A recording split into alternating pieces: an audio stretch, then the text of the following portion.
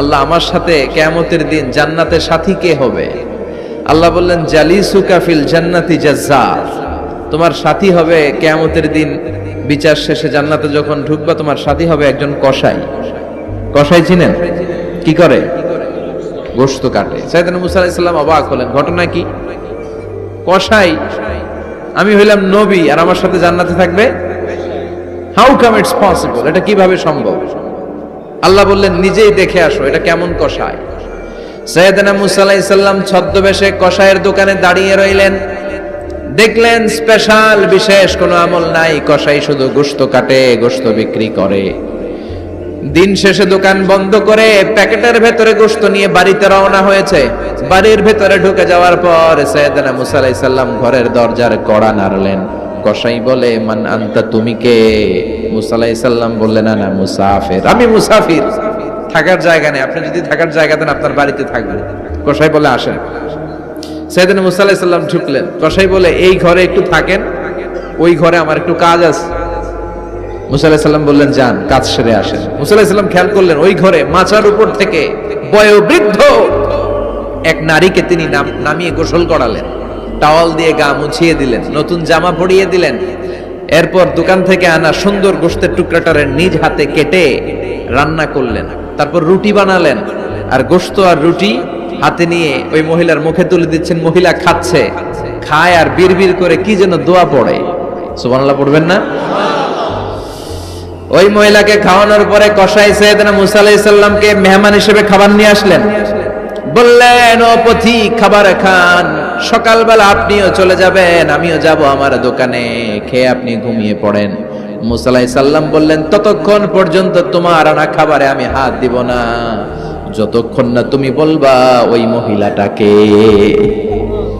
কসাই বলে হাদিহি উম্মি, এটা আমার মা। হাদিহি উম্মি, এটা আমার মা। এই দুনিয়া এই মা ছাড়া আমার কেউ নাই, আমিও ছাড়া আমার মায়ের কেউ নাই। তাই প্রতিদিন দোকানের কাজ শেষ করে গোশত এনে রান্না করে আমার মারে আমি খাওয়াই। হাদিহি উম্মি, এটা আমার জনম দুঃখিনী মা। সাইয়েদনা মুসা আলাইহিস সালাম বুঝলাম তোমার মা, কিন্তু তুমি যখন রুটি তোমার মায়ের মুখের ভেতরে তুলে দিচ্ছিলে তোমার মা বিড়বিড় করে কি যেন পড়লো, কি পড়ে তোমার মা? কসাই বলে আমার মায়ের একটা পাগলা দোয়া আছে। কি দোয়া? আমি জানি কশিন কালো এই দোয়া কবুল হবে না। আবেগের বশবর্তী হয়ে প্রতিদিন আমার মা আমার খেদমতে আমার উপর এত সন্তুষ্ট হয়ে যায়, এত খুশি হয়ে যায়। আমার মা প্রতিদিন বলতে থাকে আল্লাহুম্মা জাআল ইবনি জালিসা মুসা ইয়াউমাল কিয়ামাহ। ও আল্লাহ, আমার ছেলের খেদমতে আমি এত সন্তুষ্ট, আমার ছেলের উপর আমি এতটাই রাজি খুশি। শুনেছি এই জামানার সবচাইতে বড় পয়গম্বর, বনি ইসরাইলের সবচাইতে বড় নবী, ওই নবীর নাম নাকি মুসা। ও আল্লাহ, আমি এত কিছু জানি না, এত কিছু বুঝি না, এত কিছু চাই না, তোমার দরবারে শুধু একটাই চাওয়া, একটাই ফরিয়াদ, তুমি আমার ছেলেরে কিয়ামতের দিন মুসার সাথে হাসর নসিব করে দিও। আমার ছেলে কসাই ছেলেটারে তুমি মুসার জান্নাতের সাথী বানিয়ে দিও। আল্লাহুম্মা জাআল ইবনি জালিসা মুসা ইয়াউমাল কিয়ামা। জালিস মানে ফ্রেন্ড, বন্ধু। আল্লাহ, জান্নাতে আমার ছেলেরে তুমি মুসার বন্ধু বানিয়ে দিও। মুসা আলাইহিস সালাম এবার বুঝতে পারলেন। তিনি বললেন ঘটনা তো এই জায়গায় এতক্ষণে বুঝতে পেরেছি, কেন আমার সাথে মুফাসসির যাবে না, হাফেজে কোরআন যাবে না, শহীদরা যাবে না, ওলিরা যাবে না, নবীরা যাবে না, আমার সাথে জান্নাতে যাবে কসাই। এটা মায়ের দোয়া। কার দোয়া? মায়ের দোয়ার দরকার আছে না নাই? অনেক পাওয়ারফুল মায়ের দোয়াটা। বুলেট মারলে বুলেট মিস হয়, মায়ের দোয়া মিস হয়? ড্রোন হামলা করলে ড্রোন হামলা মিস হয়ে যেতে পারে, কিন্তু মায়ের দোয়া কোশ্চিনকালে মিস হয় না। চিল্লায় বলেন ঠিক কিনা? মায়ের দোয়াটাও কবুল, বদদোয়াও কবুল। ভয়ঙ্কর কিন্তু। মা দোয়া করলে কবুল হয়, কিন্তু বদদোয়া করলে কবুল হয় না। এরকম হলে it was not a big deal, এটা বড় সমস্যা ছিল না। কিন্তু দোয়া করলেও যেমনি কবুল, বদদোয়াটাও কবুল। এজন্য খবর আছে না নাই? এক একটা মায়ের এক একটা বেবি জন্ম দিতে কষ্ট হয় না? শুধু কষ্ট, কি পরিমাণে কষ্ট এটা মা জানে, বাবা জানে না। এজন্য বিষ্ণু বলেছেন মায়ের মর্যাদা বাবার চেয়ে কয় গুণ বেশি। আবার আল্লাহ বলেছেন হামালাতু উম্মুহু, বাবা তোমারে পেটে ধরে নাই, পেটে ধরেছে কে? ওয়াহানান আলা ওয়াহান, ব্যথা, কষ্ট, জ্বালা, পেইন বাবা সহ্য করে নাই, করেছে কে? অফিসালহু ফি আমাইন, 2 বছর তোমারে বাবা দুধ খাওয়ায় নাই, দুধ খাওয়ালো কে? মায়ের এক ধারে দুধের দাম, কাটিয়া গায়ের চাম, পাপস বানাইলে ঋণের শোধ হবে না, এমন দরদি ভাবে কেউ হবে না আমার মাহাগো, এমন দরদি ভাবে কেউ। চিল্লায় বলেন ঠিক কিনা? তখন ফেরেশতারা বলবে আহলান ওয়া সাহলান, মারহাবান, কংগ্রাচুলেশন, তুমি উত্তর করতে পেরেছো। ইফসাহু লাহু কবরুহু 70 যিরান, আপনার কবরটারে 70 হাত লম্বা বানিয়ে দেয়া হবে।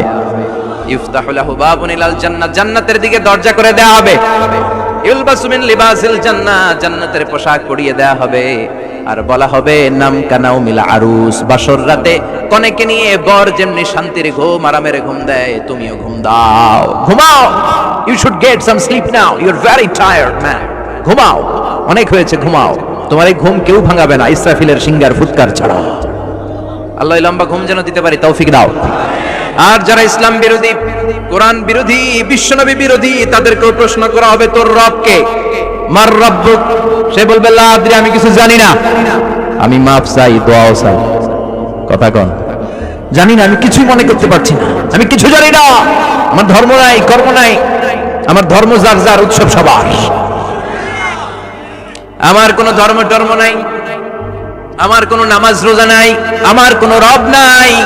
দ্বিতীয় প্রশ্ন, ওমা দীনুক, তোর ধর্মের নাম কি? সে বলবে ধর্ম কি আমি জানি না, আমি ধর্মরে গালি দিতাম, আমি দুনিয়া ইসলাম রে বাস দিতাম, আমি আলেম ওলামাদের বিরোধিতা করতাম, আর শাহবাগের মঞ্চে উঠে ভাষণ দিতাম। আছে না নাই? সব গুমর ফাঁস হয়ে যাবে, ইয়াউমুত তাকাবুন। এরপর বিশ্বনবীর চেহারা দেখিয়ে বলা হবে এই লোকটার চিনো নাকি? সে বলবে চিনি না, তবে আমার বন্ধুরা তার বিরুদ্ধে ব্লগে লিখতো, আমিও ব্যাড ব্যাড কমেন্টস করে দিতাম, এই লোকটার বিরুদ্ধে আমি কার্টুন বানাতাম, এই বিশ্বনবীর বিরুদ্ধে আমি কথা বলতাম। চিল্লায় বলেন ঠিক কিনা? ফেরেশতারা বলবে লা দারাইতা ওয়ালা তালাইতা, তুই তো কিছুই পারলি না, তুই তো কপাল পোড়া।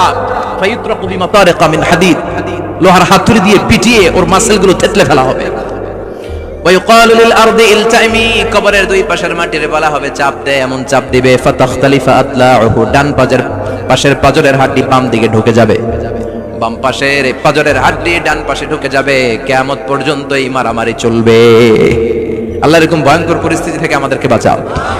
ওই কবরের আযাব থেকে বাঁচার দরকার আছে না নাই? বিশ্বনবী বললেন যে ব্যক্তি রাত্রিবেলায় সূরাতুল মুলক তেলাওয়াত করবে তার কবরের আযাব হবে না। ইন্না হাযিহি সূরাতুন আযীমা মানিআতুন মিন আযাবিল কবর, এই সূরাটা এমন সূরা, সাধারণ কোন সূরা না। এই সূরাতুল মুলক যে রাত্রিবেলায় তেলাওয়াত করবে তার কবরের আযাব থেকে তারে বাঁচিয়ে দিবে কে? নাম্বার 1 ফাজিলাত, স্ট্যাটাস, মনে থাকবে তো? 2 নাম্বার স্ট্যাটাস শাফাআত লি সাহিবিহা, এই সূরাটা এই সূরার তেলাওয়াতকারীর জন্য কিয়ামতের দিন সুপারিশ করবে, কোরআন সুপারিশ করবে। চারটেখানি কথা না, কোরআন যদি আপনার বিরুদ্ধে দাঁড়ায় আপনার জান্নাত ক্যান্সেল, আর কোরআন যদি আপনার ব্যাপারে আল্লাহর কাছে রেকমেন্ডেশন করে জান্নাত আপনার জন্য ওয়াজিব করে দিবে কে? এজন্য বিশ্বনবী বললেন শাফাআত লি সাহিবিহা, কিয়ামতের দিন তেলাওয়াতকারীর জন্য আল্লাহর কাছে সুপারিশ করবে। 2টা গেল। 3 নাম্বার বিশ্বনবী বললেন খাসামাত আন সাহিবিহা, এই সূরাটা কিয়ামতের দিন এই সূরার তেলাওয়াতকারীর পক্ষ নিয়ে আল্লাহর সাথে ঝগড়া করা শুরু করে দিবে, আল্লাহর সাথে ডিবেট করবে, ঝগড়া করবে, যতক্ষণ না হাত্তা আদখালাহুল্লাহুল জান্নাহ। হাদিসের টেক্সট হচ্ছে যে যতক্ষণ না আল্লাহ তাআলা তাকে জান্নাতে না ঢুকায় ততক্ষণ ওই সূরার তেলাওয়াতকারীর পক্ষ নিয়ে আল্লাহর সাথে বিতর্ক, ঝগড়া, তর্ক চলতেই থাকবে। সুবহানাল্লাহ, আরো আসতে বলেন।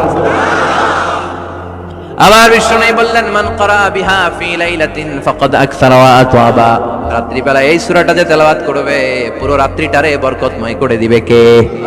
এজন্য বিশ্বনবী আবদার করে, আবেদন করে আমাদের কাছে বলে গিয়েছেন, আমি চাই আমার প্রতিটা উম্মতের হৃদয়ে এই সূরাটা গাঁথা থাক, আমি চাই আমার প্রতিটা উম্মতের সিনার ভিতরে এই সূরার 30টা আয়াত গ্রথিত করা থাক। সুবহানাল্লাহ পড়েন। মাত্র 30টা আয়াত মুখস্থ করতে রাজি আছেন? এক মাসে কয় দিন? প্রতিদিন একটা করে আয়াত মুখস্থ করলে সূরা মুখস্থ করতে লাগবে কয় দিন? হ্যাঁ, হোমওয়ার্ক, এটা আপনাদের বাড়ির কাজ, যেহেতু ক্লাসে হোমওয়ার্ক দেওয়া যায় না। আরবিতে বলে আল ওয়াজিব আল মানজিলি। আমি গতানুগতিক তাফসীর করি না, আমি সমাজের খুঁতগুলো ধরে ধরে ডিসকাশনের মতো আমি করি, বিভিন্ন জেলায় যে ওখানকার ইয়াংদের সাথেও বসি, কথা বলি, এটাই আমার তাফসীর, এটাই কোরআনের এক্সপ্লেনেশন এন্ড ইন্টারপ্রিটেশন, এতেই মানুষ উপকৃত হয় বেশি। চিল্লা এখন ঠিক কিনা? এটা আপনাদের বাড়ির কাজ, মাইথার দিয়া বাসীদের বাড়ির কাজ। হায়াতে আল্লাহ বাঁচায় রাখলে আবার কখনো দেখা হলে জিজ্ঞেস করবো যে মুল্ক মুখস্থ হয়েছে কিনা। কে কে মুখস্থ করবেন না হাত তুলেন, সবাই করবেন। এবার কে কে মুখস্থ করবেন হাত তুলে আমার আল্লাহরে দেখান। আল্লাহ তুমি কবুল করো, আরো জোরে পড়েন আমিন, হাত নামান। এই সূরাটা it's an eye opener for you, এটা আপনার চোখ খুলে দিবে। এই সূরাটা আপনার চোখকে খুলে দিবে, আপনার ঘুমন্ত বিবেককে জাগিয়ে তুলবে। এর ব্যাপারে আপনার যদি কোনো সাসপিশন থাকে, সন্দেহ থাকে, এই সন্দেহের পাহাড়কে ভেঙে এই সূরা চুরমার করে দিবে। চিল্লায় বলেন সুবহানাল্লাহ। আল্লাহ ডেকে বলে, গোলাম কিছু কিছু নাস্তিক আছে আমারে খুঁজে পায় না, এরকম কপাল পোড়া নাদান নাস্তিক বাংলার জমিনেও আছে না নেই? এরা বলে আনসিন ইজ নাথিং, যেটা দেখা যায় না ওইটা মানি না, বলে না? Do you see the air in the atmosphere? বাতাসে, বায়ুমণ্ডলে যে বাতাস ঘুরে বেড়ায়, এটাকে তুমি দেখো তো মানো কেন? Why do you believe on that? Why do you believe on air? বাতাস বিশ্বাস করছ কেন? কপাল পোড়া নাস্তিকরা বাতাস মানে না, কথা কোন? Do you see the bad headache someone feel in his head and he is shouting? মাথার ব্যথায়, মাইগ্রেনের পেইনে যখন কেউ চিৎকার করে, তার মাথার ব্যথা দেখা যায়। আমার এখন প্রচন্ড মাথা ব্যথা যদি হয়, আপনারা দেখতে পাচ্ছেন তো, নাস্তিকরা কি মাইগ্রেনের পেইন বিশ্বাস করে না? মাথা ব্যথা বিশ্বাস করে কি করে না? বাতাস বিশ্বাস করে কি করে না? কয় আনসিন ইজ নাথিং, যেটা দেখি না ওটা বিশ্বাস করি না, কপাল পোড়া। আল্লাহ ডেকে বলে, গোলাম আমার সৃষ্টির দিকে তাকা, আকাশের দিকে তাকা, বাতাসের দিকে তাকা, সাগরের দিকে তাকা। সাগরের মধ্যে আমি আল্লাহ আছি না নাই? বিশাল বড় বড় পাহাড়ের দিকে তাকা, ঝর্ণার দিকে তাকা, ঝর্ণার মধ্যে আমি আছি না নাই? ঝর্ণা ঝর্ণা ঝর্ণা রে, বলনা বলনা বলনা রে, কার বিরহে পাগল পাড়া তুই, কার মিলনে ফুল ফসলে ভরা রে তোর দুকুল বই, কার মিলনে, কার মিলনে ফুল ফসলে ভরা রে তোর দুকুল বই। ঝর্ণা ঝর্ণা ঝর্ণা রে, বলনা বলনা বলনা রে, কার বিরহে পাগল পাড়া তুই। সুবহানাল্লাহ পড়েন। ঝর্ণার দিকে তাকাও, সাগরের দিকে নজর করে দেখো, বিশাল পাহাড়ের দিকে নজর করে তাকাও, ওই পাহাড়ের মধ্যে আল্লাহরে খোঁজে বাবা। চিল্লায় বলেন ঠিক কিনা? ইরাকে এক নাস্তিকের জন্ম হয়েছিল, মাজুসি নাস্তিক, মুলহিদ। সে বলে বেড়াচ্ছিল আমি স্রষ্টায় বিশ্বাস করি না, কারণ স্রষ্টা দেখা যায় না। ইরাকের লোকেরা বলল আমাদের একজন ইমাম আছে, নাম নু'মান ইবনে সাবিত। কি নাম? নু'মান ইবনে সাবিত, যাকে আমরা ইমাম আল আযম আবু হানিফা বলে চিনি। সবাই বলল তুমি যে স্রষ্টারে খুঁজে পাও না, আমাদের ইমাম তোমারে স্রষ্টা দেখায় দিবে। সুবহানাল্লাহ পড়ে। সে বলল ঠিক আছে, তাহলে তোমাদের ইমামরা আসতে বলো। কবে? সামনের জুমাবারে ঠিক ভর দুপুরে, দুপুর 2টার দিকে জুমার নামাজের পরে আমিও আসবো, তোমার ইমামও আসবে, ডিবেট হবে। দেখি আমি স্রষ্টার বিপক্ষে আর তোমাদের ইমাম স্রষ্টার পক্ষে, দেখি কে জিতে যায়। এই ডিবেট দেখার জন্য হাজার হাজার মানুষ এসেছে ইরাকের কুফা নগরীতে, হাজার হাজার মানুষ এসেছে। ওই নাস্তিকও এসেছে যে আল্লাহকে বিশ্বাস করে না, স্রষ্টাকে বিশ্বাস করে, সবাই এসেছে। আসে নাই শুধু ইমাম আবু হানিফা। নাস্তিক কয় তগো ইমাম ডরাইছে, কি বলে? তোদের ইমাম ভয় পেয়েছে। উনি এসেছেন 1.5-2 ঘন্টা দেরি করে। 1.5 ঘন্টা দেরি করে যখন উনি আসলেন, নাস্তিক বলে আপনার সাথে কোনো কথা নাই, আপনার তো সময়ের জ্ঞানই নাই, আপনার সাথে কিসের আলাপ? ইমাম আবু হানিফা বললেন আইন্দি ওযর, আমার ওযর আছে। কি ওযর? তিনি বললেন আমি যখন ঘর থেকে বেরোই, আমার বাড়ির সামনে বিশাল এক নদী পড়ে যায়, আর এই নদী পেরোতে আমার নৌকা ব্যবহার করতে হয়। আজকে এসে দেখি নৌকাও নাই, মাঝিও নাই, কিচ্ছু নাই, কিভাবে পার হবো? হঠাৎ দেখলাম নদীর পাশে বিশাল বড় গাছ, গাছটা হঠাৎ এমনি এমনি 2 টুকরা হয়ে গেল। গাছ থেকে বিশাল কাঠের তক্তা বের হয়ে গেল, তক্তাগুলো অটোমেটিক্যালি জোড়া লেগে নৌকা হয়ে গেল। এই নৌকা মাঝি ছাড়া সাঁ করে আমার সামনে চলে এলো। আমি নৌকায় বিসমিল্লাহ বলে বসে পড়লাম। হঠাৎ নৌকা আমারে টান দিয়ে ওপারে নিয়ে এলো। তারপর আমি আপনার এই ময়দানে ছুটে এসেছি। এই যে গাছ কাটা, তক্তা হওয়া, নৌকা হওয়া, মাঝি ছাড়া চলা, এই প্রসেসিং হতে আমার 2 ঘন্টা সময় লেগেছে। I am extremely sorry for that, আনা আসিফ জিদ্দান, আমি দুঃখিত। নাস্তিক নেতা বলে তোকে ইমাম গাঞ্জা খাইছে। কি খাইছে? তোদের ইমাম মাজনুন, জুন্না আলাই, মাথার তার সিরা নিয়ে যা। ইমাম আবু হানিফা বললেন ময়দানে আমারে গালি দিলেন কেন? পাগল বললেন কেন? তার সিরা বলে ডাকলেন কেন? মাজনুন শব্দ ব্যবহার করলেন কেন? মার্জিত ভাষা ব্যবহার করতে শিখেন। নাস্তিক বলে কেমন কথা আপনি বলেন? শিক্ষিত মানুষ, দার্শনিক মানুষ, জ্ঞানী মানুষ, ইমাম মানুষ, কোন মানুষ ছাড়া, করাত ছাড়া বিশাল বড় বড় গাছ কাটা যায় নাকি? মিস্ত্রি ছাড়া তক্তা বানানো যায় নাকি? মিস্ত্রি ছাড়া তক্তা জোড়া লাগিয়ে এমনি এমনি নৌকা হয় নাকি? মাঝি ছাড়া পানিতে নৌকা চলে নাকি? ইমাম আবু হানিফা বললেন, now your on the right track. এই তো লাইনে আসছেন আপনি। এই লাইনে আনার জন্যই তো এত গল্প, লাইনে আনার জন্যই তো এত স্টোরি আমি মেক করলাম। আপনার কথা থেকেই যদি ধরি, করাত ছাড়া গাছ কাটা যায় না, এমনি এমনি তক্তা হয় না, এমনি এমনি নৌকা হয় না, মাঝি ছাড়া নৌকা এমনি এমনি চলে না, তাহলে আকাশ কেমন করে এমনি এমনি হলো? জমিন কেমন করে এমনি এমনি হলো? দ্বীপ প্রহরের জলজলে সূর্যটা কেমন করে কিরণ দিল এমনি এমনি? আল্লাহু আকবার! কেমন করে নবমণ্ডল ভূমণ্ডল সৃষ্টি হলো? কেমন করে দিন শেষে রাত্রি আসে, রাত্রি শেষে দিন আসে? ওইটা যদি এমনি এমনি না হয়, মহাবিশ্বের এই সুন্দর বসুন্ধরার সব কিছু কেমন করে এমনি এমনি হয়? নাস্তিক কয়, হায় হায়, আসলেই তো আমি একটা উল্লুক্কা পাঠা, আসলেই তো আমি হাদারাম, এইভাবে তো ভেবে দেখি নাই। আসলে তো এগুলো এমনি এমনি হয় না। Someone is controlling everything in the world. একজন মহা শক্তিধর, মহা এমডি আছে, এমডি ম্যানেজিং ডাইরেক্টর, মহা ব্যবস্থাপক, সব ব্যবস্থাপকদের বড় ব্যবস্থাপক। চিৎকার করে বলেন, তিনি কে? বিশাল এক ব্যবস্থাপক আছে, তিনি সব কন্ট্রোল করছেন। এতদিন পর্যন্ত আমি বুঝতে পারি নাই, আমারে মাফ করিয়ে দেন আর পড়িয়ে দেন লা ইলাহা ইল্লাল্লাহু মুহাম্মাদুর রাসূলুল্লাহ সাল্লাল্লাহু। সাইয়েদনা ইমাম আবু হানিফার হাতে হাত রেখে শাহাদা বাক্য পাঠ করেছে, সুবহানাল্লাহ পড়েন। ঝিনুকের ভেতর লুকিয়ে থাকে যেমন মতি, ঝিনুকের ভেতর লুকিয়ে থাকে যেমন মতি, কালমা শাহাদাতে আছে আল্লাহর জ্যোতি, কালমা শাহাদাতে আছে আল্লাহর জ্যোতি। সুবহানাল্লাহ পড়েন।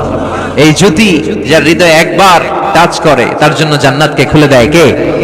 এজন্য এই সূরা পড়লে নাস্তিকরা নাস্তিক থাকবে না। নাস্তিকদের জন্য এখানে আল্লাহ মেডিসিন দিয়েছেন, কিছু ডোজ দিয়েছেন। আলহামদুলিল্লাহ পড়েন। এই সূরা থেকে আমরা কিছু সময় কথা শুনবো। শুনতে রাজি আছেন তো? সূরার নাম চিল্লায় বলেন, কি নাম? মুলক। মুলক মানে কি? মুলক মানে রাজত্ব, মুলক মানে ক্ষমতা, মুলক মানে পাওয়ার, মুলক মানে কিংডম, মুলক মানে সভরেইনটি। সুবহানাল্লাহ পড়েন। রব্বুল আলামিন বলেন, তাবারাকাল্লাযী বিয়াদিহিল মুলকু ওয়া হুয়া আলা কুল্লি শাইইন কাদির। সুমহান সেই সত্তা যার হাতে ক্ষমতা, আর তিনি সব বিষয়ে ক্ষমতাশীল। সুবহানাল্লাহ। তাবারাকাল্লাযী বিয়াদিহিল মুলক, মহামহিম সে সত্তা, সুমহান সে সত্তা, বিয়াদিহিল মুলকু, যার হাতে ক্ষমতা। ক্ষমতা কার হাতে? চিৎকার করে বলতে হবে, কার হাতে? নাকি আমাদের হাতে? না সরকারের হাতে, পুলিশের হাতে, র্যাবের হাতে, মাশরাফির হাতে, হিরো আলমের হাতে? ক্ষমতা কার হাতে? ক্ষমতা শুধুমাত্র একজনের হাতে। চিল্লায় বলেন, তিনি কে? আল্লাহর হাতে ক্ষমতা, আর তিনি হচ্ছেন সকল ক্ষমতার উৎস, centre of the all powers. সব ক্ষমতার উৎস কে?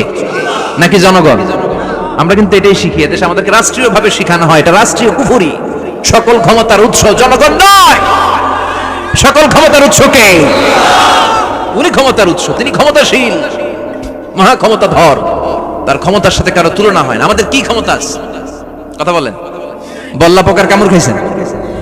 হ্যাঁ, মৌমাছি কামড়াইছে? মৌমাছি কামড়াইলে চিল্লাচিল্লি শুরু করে, তো কি ক্ষমতা আছে আপনার?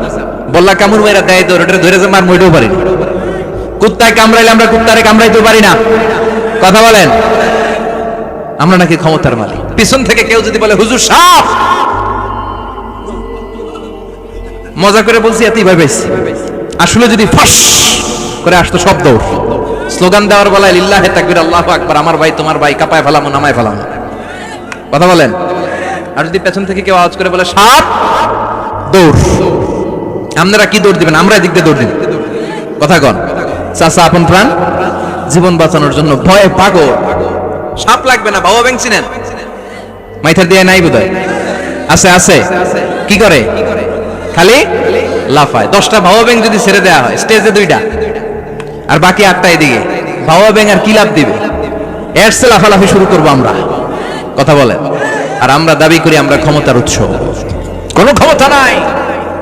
একবার ডায়রিয়া হলে 3বার টয়লেটে গেলে আর চেহারার দিকে তাকানো যায় না। কারে মাফ করে দে, আই মরে যাইও, আই হাইতাম ন, আছে না নাই? তো পারবেন না কেন? আপনি না ক্ষমতার উৎস, আপনি না ক্ষমতার উৎস। আরে আপনার তো কোনোই ক্ষমতা নাই। খুলিকাল ইনসানু দাঈফা, মানুষকে দুর্বল থেকে দুর্বল করে তৈরি করেছে কে? এজন্য রব্বুল আলামিন বলেন, তাবারাকাল্লাযী বিয়াদিহিল মুলকু ওয়া হুয়া আলা কুল্লি শাইইন কাদির। সুমহান সেই সত্তা যার হাতে ক্ষমতা। চিল্লায় বলেন, ক্ষমতা কার হাতে? আমাদের হাতে কোনো ক্ষমতা নাই। আমরা হলাম দুর্বল। আমরা কি? দুর্বলের ঘরের দুর্বল। আমরা যখন জন্মেছিলাম দুর্বল। আমার ছোট্ট একটা মেয়ে আছে, আমি অবাক হয়ে থাকি যে আমিও তাইলে ছোটবেলায় এরকম ছিলাম। না খাওয়ালে খেতে পারে না, পেশাব পায়খানা করে, ঘর নষ্ট করে, বমি করে, দাঁড়াতে পারে না, শুইতে পারে না, লালা পড়তে থাকে, ক্লিন করতে হয়, সব সময় তাকে সার্ভ করতে হয়। কি দুর্বল ছিলাম আমরা। ওই দুর্বলতা থেকে যৌবনের সাময়িক একটা সময় পাই রক্ত গরম। এরকম রক্ত গরম তোমার আগে ছিল না। আগে তুমি দুর্বল ছিলা। তুমি শুধু দুর্বল না, তুমি দুর্বলের ঘরের দুর্বল। আমাদের 14 পুরুষ দুর্বল, চিল্লায় বলেন ঠিক কিনা? কি ক্ষমতা আমাদের? দুর্বল হয়ে দুনিয়ায় জন্মালাম, সাময়িক কিছু সময়ের জন্য যৌবনের শক্তি পেলাম, আবার ওইটার পরে আবার দুর্বল হয়ে গেলাম। রং ধরা যৌবন জং ধরে শেষ, আবার লাঠি নিয়ে হাঁটা লাগে। কোমরে ব্যথা, মাজায় ব্যথা, আবার কুজো হয়ে যায়। কি ক্ষমতা আছে আমার? কি ক্ষমতা আছে? একটু ভূমিকম্প হলে কাঁপাকাঁপি শুরু হয়ে যায়, ঠিক কিনা? ভূমিকম্প হলে বাঁচার জন্য সব দেয় দৌড়। টেলিভিশনের কিছু লাইভ প্রোগ্রাম দেখলাম, উপস্থাপকও দৌড়, অতিথিও দৌড়। দেখেন নাই? লাইভ ব্রডকাস্টিং হচ্ছিল, কি সরাসরি সম্প্রচার। যখন দেখা যাচ্ছে চেয়ার কাঁপতেছে, উপস্থাপক দৌড়, আর মেহমানরা বসে আছে মাইক নিয়ে। কিছুক্ষণ পরে আরো কাঁপাকাঁপি বেড়ে গেল, মেহমানও দৌড়। কথা কন। 20 তলা 30 তলা দামি দামি বিল্ডিং গুলোর ফ্ল্যাটের ভেতরে যারা থাকে, তুফান শুরু হলে দেয় দৌড়। কথা কন। ভাড়াটিয়ারা দৌড়ায়, বাড়িওয়ালারা দৌড়ায় না। নিজের বাড়িতে ওই জন্য দৌড় দেয় না। নাকি ভূমিকম্প হলে ভাড়াটিয়াও দৌড়, বাড়িওয়ালাও দৌড়। র্যাবের প্রধান দৌড়, পুলিশ প্রধান দৌড়, শুধু প্রেসিডেন্ট আর মাননীয় প্রধানমন্ত্রী দৌড়ায় না। কথা কন। বাঁচার জন্য সব দৌড়। কয়েক বছর আগে পত্রিকায় একটা হেডিং করলাম, মাননীয় প্রধানমন্ত্রীকে বহনকারী বিমান এর 33 চক্কর আকাশে। কয় চক্কর? কি যেন সমস্যা হয়েছে, বিমান নামতে পারছিল না। তখন ওনার সাথে আবার স্পেশাল সিকিউরিটি ফোর্স থাকে। ওনারা বলল, honourable prime minister, we can not land now because of some flying মেকানিজমে আমাদের সমস্যা হচ্ছে, আমরা ল্যান্ড করতে পারছি না, ঝামেলা হচ্ছে, নিচে হয়তো কোনো ঝামেলা দেখা দিচ্ছে, আমরা এখন নামতে পারবো না, উই ক্যান নট ল্যান্ড নাও। আপনাকে একটু ধৈর্য ধরে বসে থাকতে হবে। তখন ওই ওনাকে বহনকারী বিমানটা আকাশে 33টা চক্কর মেরেছিল। এটা নিয়ে কভার করা হয়েছে পত্রিকায়। আপনার কি মনে হয় 17 কোটি মানুষের প্রধানমন্ত্রী, দেশের সবচেয়ে ক্ষমতাধর নারী, উনি যখন বিমানে বসা অবস্থায় শুনলেন বিমানে ঝামেলা বা নিচে ঝামেলা, ওনার অন্তরে ভয় ঢুকছে কার? উনি বসে বসে জিকির করছে কার? তাহলে দেখেন, ক্ষমতাও সবসময় কাজে লাগে না। চিৎকার করে বলেন ঠিক কিনা? ক্ষমতা আপনারে বাঁচাতে পারবে না। আপনারে বাঁচাতে পারে একজন। চিৎকার করে বলেন তিনি কে? একজন। তুফান যখন শুরু হয়, জলোচ্ছ্বাস যখন শুরু হয়, ঘূর্ণিঝড় যখন শুরু হয়, সিডর যখন শুরু হয়, বন্যা যখন শুরু হয়, তখন বোঝা যায় আল্লাহ কারে কয়। কক্সবাজারে যখন জলোচ্ছ্বাস হয়, মহেশখালী দ্বীপে যখন তুফান হয়, টর্নেডো হয়, জলোচ্ছ্বাস হয়, গৌতম বুদ্ধের অনুসারী যেই বুদ্ধ ধর্মের লোকেরা আছে, বৌদ্ধ পাদ্রীরাও নেমে নেমে জিকির করা শুরু করে দেয় কার? সবাই তখন পড়ে লা ইলাহা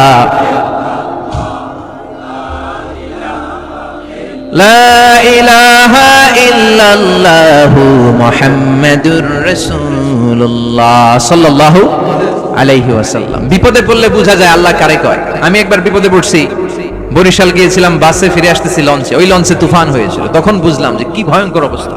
ওই লঞ্চের সবাই আস্তিক নাস্তিক, মুসলমান হিন্দু সবাই জিকির করা শুরু করে দিয়েছে আল্লাহর। সুবহানাল্লাহ কইবেন না? লঞ্চ যখন কেঁপে ওঠে সবাই বলে বাঁচাও।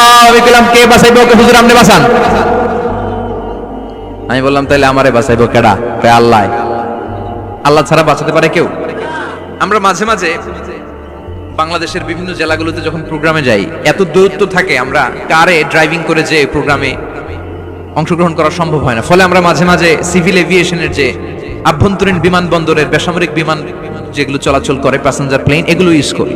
ঢাকা থেকে এগুলো চলে, সৈয়দপুরে যায় কিছু, রাজশাহীতে, সিলেটে, চিটাগাঙে যায়, যশোর এয়ারপোর্টে যায় এবং কক্সবাজারে যায়। তো আমরা এগুলোতে যখন চড়ি, মাঝে মাঝে কিছু এয়ার হোস্টেজ আসে, এরা খুবই সুন্দরী, বিউটিফুল লেডি, এদেরকে সাজিয়ে ওইভাবে আনা হয়। এদের আবার কয়েকটা বাচ্চা টাচ্চা হয়ে গেলে এদেরকে চাকরিতে রিক্রুট করে না, কারণ এদের সৌন্দর্যটাই পুঁজি।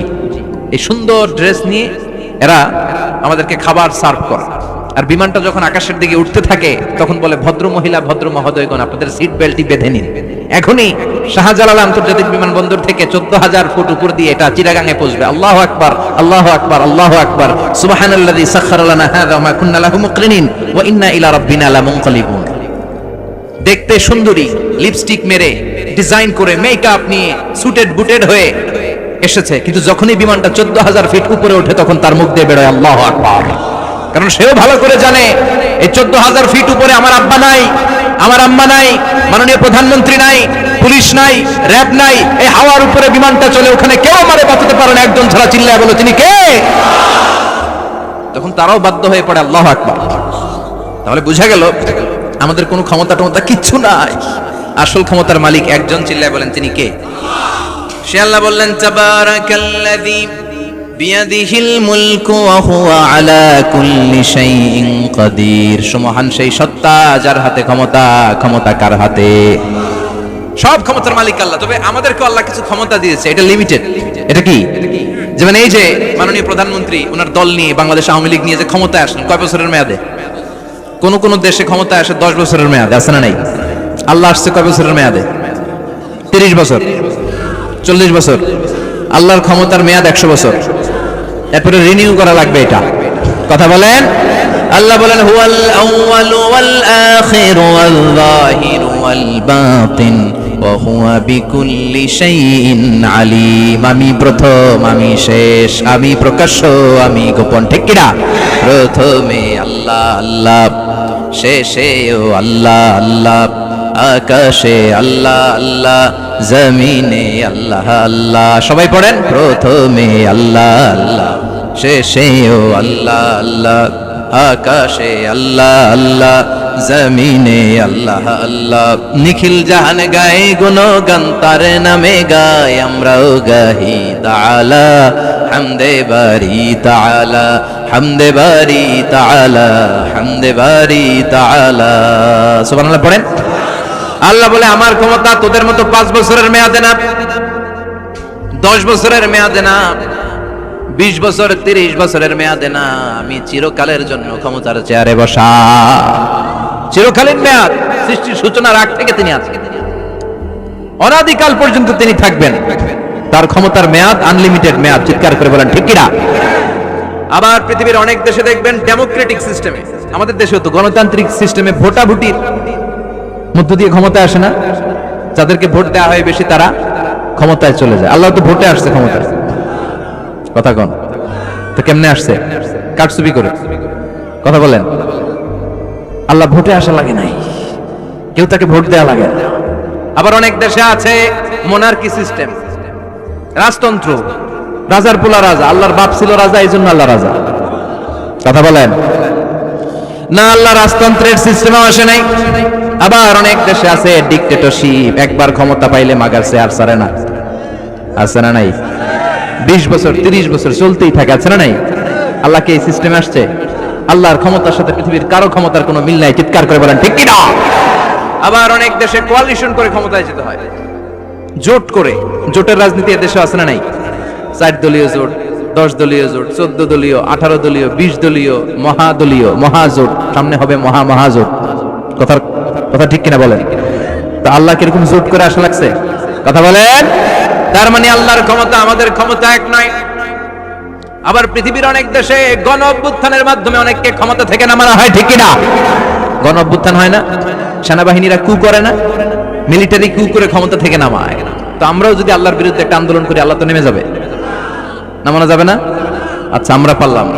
জিনেরা যদি আমাদের সাথে যোগ দেয়, মানুষ জিন ভাই ভাই, আল্লাহর রক্ষা নাই। কথা বলেন, তাও পারা যাবে না? ফেরেশতারাও যদি কয় আমরাও মানি না, তাইলে তো শেষ আল্লাহর গদি। আল্লাহ বলে, গোটা বিশ্বের সবাই মিলে যদি আমার বিরুদ্ধে আন্দোলনে নেমে যাস, আমার ক্ষমতার বিরুদ্ধে যদি মিছিল দেয়া শুরু করে দিস, আমার ক্ষমতার 1 ইঞ্চিও কমাতে পারবি না। সুবহানাল্লাহ পড়েন। এজন্য আল্লাহ বললেন, তাবারাকাল্লাযী বিয়াদিহিল মুলকু ওয়া হুয়া আলা কুল্লি শাইইন কাদির। সুমহান সেই সত্তা যার হাতে ক্ষমতা। ক্ষমতা কার হাতে? আবার দেখবেন পৃথিবীর অনেক দেশের রাজা সিস্টেম, যেখানে বয়সের ভাড়া যখন নুজ্জ হয়ে যায়, 80-90 বছর বয়স হয়ে যায়, স্বেচ্ছায় ক্ষমতা ছেড়ে দেয়, ছেড়ে দিয়ে রিটায়ারমেন্টে যায়। কথা কন, শোনেন নাই মনে হয়, আছে না নাই?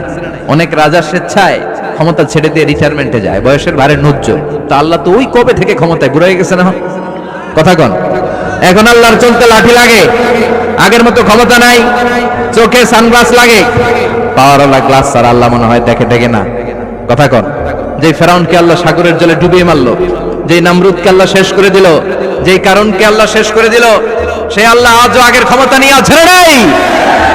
এই জন্য বিয়াদিহিল মুলক, তার হাতে ক্ষমতা, ওহু আলা কুল্লি শাইইন কাদির, তিনি চাইলে সব করতে পারেন। তিনি রাজারে প্রজা বানাতে পারেন, প্রজারে রাজা বানাতে পারেন, ধনীরে গরিব বানাতে পারেন, গরিবরে ধনী বানাতে পারেন। তিনি সাগরকে মরুভূমি করতে পারেন, মরুভূমিকে দরিয়া করে দিতে পারেন। তিনি কে? ওয়া হুয়া আলা কুল্লি শাইইন কাদির, তিনি যেটা চান সেটাই করতে পারেন। চিল্লায় বলেন ঠিক কি না? এরপর আল্লাহ বললেন আল্লাযী খালাকাল মাউতা ওয়াল হায়াতা লিয়াবলুয়াকুম আইয়ুকুম আহসানু আমালা ওয়া হুয়াল আজিজুল গফুর। সুবহানাল্লাহ পড়েন। আমরা বললাম আল্লাহ বুঝেছি আপনি সব ক্ষমতার মালিক, আপনি যা মনে চায় তাই করতে পারেন। আর আপনি কি কি করতে পারেন? আল্লাহ বললেন গোলাম, আমি মৃত্যুকে তৈরি করেছি, জীবনকে তৈরি করেছি, লিয়াবলুয়াকুম আইয়ুকুম আহসানু আমালা, এটা পরীক্ষা করার জন্য যে তোমরা কে কে দুনিয়াতে ভালো আমল করো। সুবহানাল্লাহ পড়েন।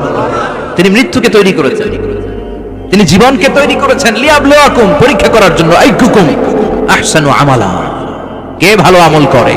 জীবন বানিয়েছে কে? মরণ বানিয়েছে কে? জীবন আর এই মরণ খেলার মাঝখানে একটা জিনিস থাকে, সেটার নাম হচ্ছে রূহ। সেটার নাম কি?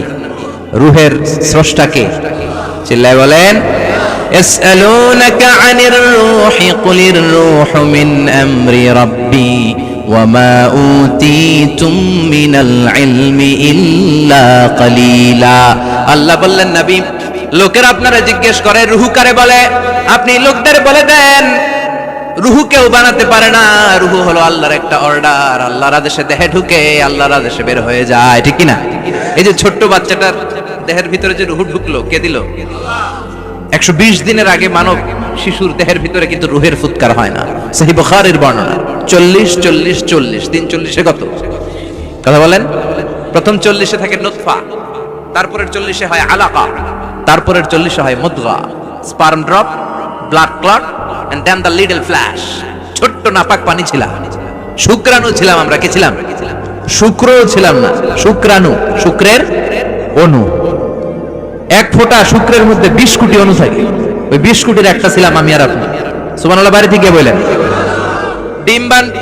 ডিম্ব আমরা ছিলাম না, আমরা ছিলাম ডিম্বাণু। ডিম্বের এই ডিম্বাণু আর শুক্রাণু দুইটা মিলে আল্লাহ আমাদেরকে বানায় ফেললেন জাইগট, সেখান থেকে এমব্রয়ো, তারপরে আস্তে আস্তে ইনিশিয়াল স্টেজগুলো শেষে একটার পর একটা স্টেজ পার করে তিনি আমাদেরকে বানালেন আলাকা, সেখান থেকে মুদগা, আমাদের দেহের ভেতরে তিনি স্কেলিটন ভরে দিলেন, কঙ্কাল, মাথার স্কাল দিলেন, খুলি দিলেন, নাক কান গলা দিলেন, আমার রেসপিরেটরি সিস্টেম চালু করে দিলেন। কত ছোট ছিলাম আমি, ক্ষুদ্র ছিলাম আমি।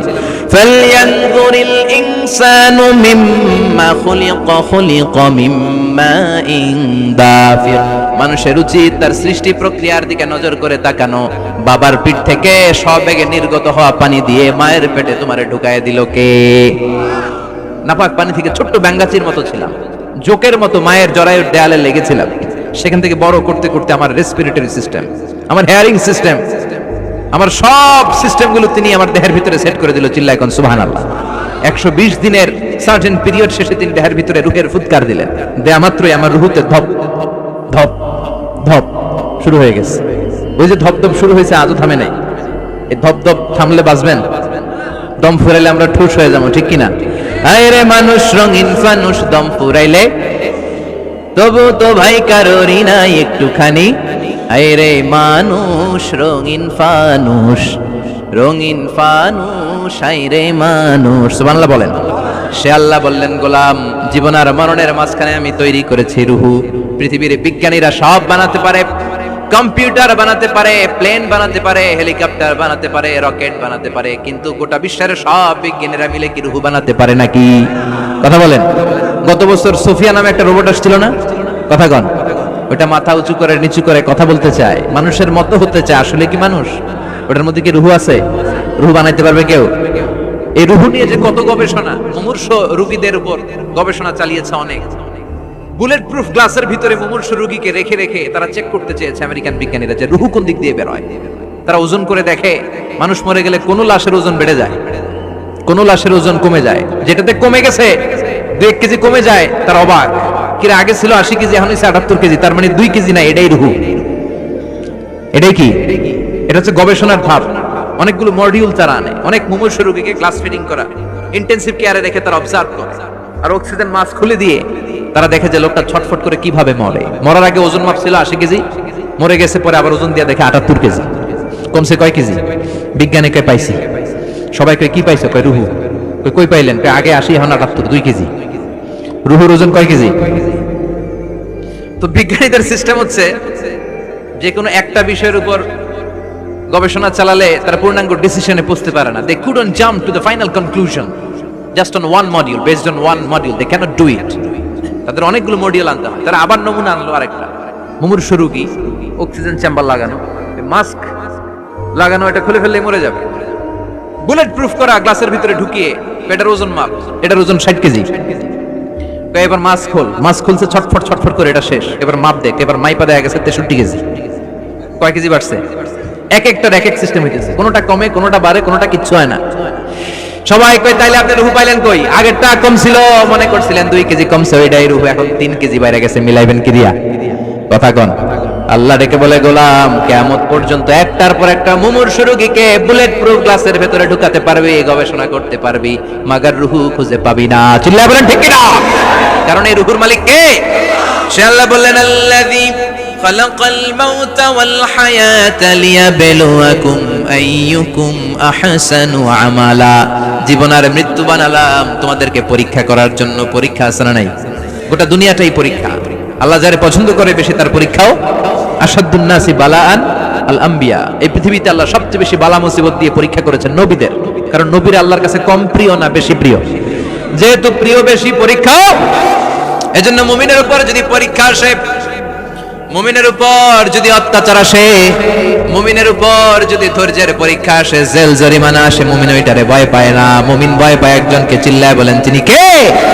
কারণ আল্লাহর ঘোষণা, ওয়ালা তাহিনু ওয়ালা তাহজানু। ঘোষণাটা কার? ভয় নাই, তোদের চিন্তা নাই। আনতুমুল আ'লাউনা ইন কুনতুম মুমিনিন। তোমরাই বিজয়ী হবা যদি মুমিন হও, যদি মুমিন হও। এজন্য ধৈর্যের পরীক্ষা দিতে হবে, আল্লাহর উপর তাওয়াক্কুল করতে হবে, অত্যাচার আর জুলুম আল্লাহর নামে সহ্য করে যেতে হবে। চিল্লায় বলেন ঠিক কিনা? কারণ মুসলিমের সাথে আল্লাহ থাকে। মুসলিমের বদদুয়াকে বিশ্বনবী ভয় করতে বলেছেন, কারণ মুসলিমের বদদুয়ার মাঝে আর আল্লাহর মাঝে পর্দা থাকে। যারা দুনিয়ার বুকে জুলুম করে তাদেরকে ক্ষমতার মসনদ থেকে নামিয়ে দেয় কে? আর যারা মজলুম হয়, যাদের রক্ত দিয়ে জমিন ভেজে, তাদেরকে জমিনের ক্ষমতা দিয়ে দেয় কে? আর যারা রক্ত ঝরায়, ইতিহাস বলে তারা শেষ পর্যন্ত প্রাণ আর জান নিয়ে পালাবার জায়গাটা পায় না। চিল্লায় বলেন ঠিক কিনা? এজন্য মুমিন খুব ভালো করে জানে, রাত্রি যত গভীর হয়, সুবহে সাদিকের সময় কাছে আসতে থাকে। গর্ভবতী নারীর পেটের জ্বালা যন্ত্রণা, ব্যথার পেইন যত বাড়ে, নতুন মেহমান আগমনের সময় কাছে আসতে থাকে। তেমনি ইসলামের পক্ষের শক্তির উপর যদি অত্যাচার, অনাচার, স্টিম রোলার বেড়ে যায়, এটা প্রমাণ করে ইসলামের বিজয়ের সময় কাছে আসতে শুরু করেছে। চিল্লায় বলো ঠিক কিনা? এজন্য রাব্বুল আলামিন ডেকে বলেন, গোলাম লিয়াবলুয়াকুম আইয়ুকুম আহসানু আমালা। কে ভালো আমল করো, কে খারাপ আমল করো, এজন্য আমি জীবন মরণ তৈরি করেছি। চিল্লায় কোন ঠিক কিনা? এরপর আল্লাহ বললেন, ওয়ালাকাদ যায়্যানাস সামাআদ দুনিয়া বিমাসাবিহা ওয়া জাআলনাহা রুজুমান লিশ-শায়াতিন। সুবহানাল্লাহ বলেন। ওয়ালাকাদ যায়্যানাস সামাআদ দুনিয়া। মাইকম্যান কোথায়? সাউন্ডটা বাড়াও। এত দুর্বল কেন তোমার সাউন্ড? মনে হচ্ছে আমি মাইক ছাড়া কথা বলছি। সাউন্ডটাকে স্ট্রং করো। ওয়ালাকাদ যায়্যানাস সামাআদ দুনিয়া। I have beautified the closer sky with candles, with light and stars. আল্লাহ বললেন, আমি দুনিয়ার আকাশকে তারা দিয়ে সুশোভিত করেছি। আকাশে তারা আছে না নাই? এগুলো এমনি এমনি হয়েছে না? তৈরি করছে কে? বিশ্বাস হয়? কোনো সন্দেহ আছে? এখন তো লাইটিং ফাইটিং এর যুগে তারার যে কি সৌন্দর্য আমরা বুঝি না। আমরা যখন ছোটবেলা গ্রামে যেতাম, রাতের বেলা তারার মেলা, কি সুন্দর, একটার চেয়ে একটা সুন্দর। শুকতারা, ধ্রুব তারা, সপ্তর্ষি মণ্ডল, 7টা তারার একটা চেইন আছে। চিনেন এগুলো? কি সুন্দর তারা, এগুলো তৈরি করে রেখেছে কে?